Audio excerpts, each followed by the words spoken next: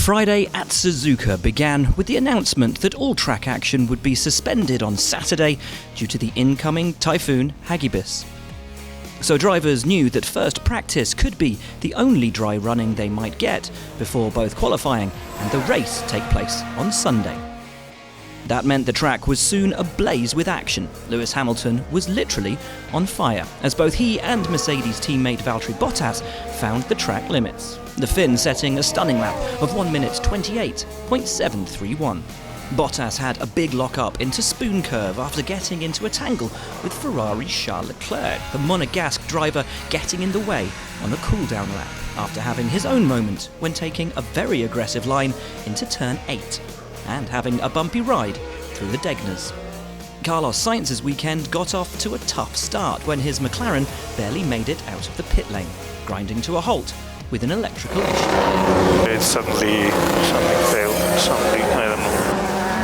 don't know. Carlos, stand by. Let's try a power cycle. The marshals pushed the Spaniard back to the pits, but McLaren's fast work to repair the car meant he got back out and managed to jump up the timing sheets to take P7. No shift, Antonio, no shift. Slow in. No such repair for Alfa Romeo's Antonio Giovinazzi though, who suffered with hydraulic issues and would sit out the session, watching on as Renault's Daniel Ricciardo got it all wrong into turn 1.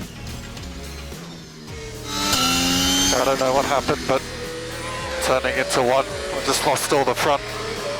Didn't feel right, so I went off. Super Formula champion and Super GT racer Naoki Yamamoto made his first appearance in an F1 car, sitting in for Pierre Gasly at Toro Rosso for FP1 at Honda's home Grand Prix.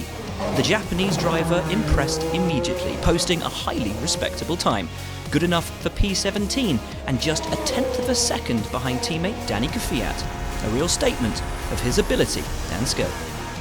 So a perfect start to the weekend for Mercedes, who could wrap up the Constructors' Championship on Sunday if things go their way. Leclerc and Vettel both a second adrift of Bottas' time at the top.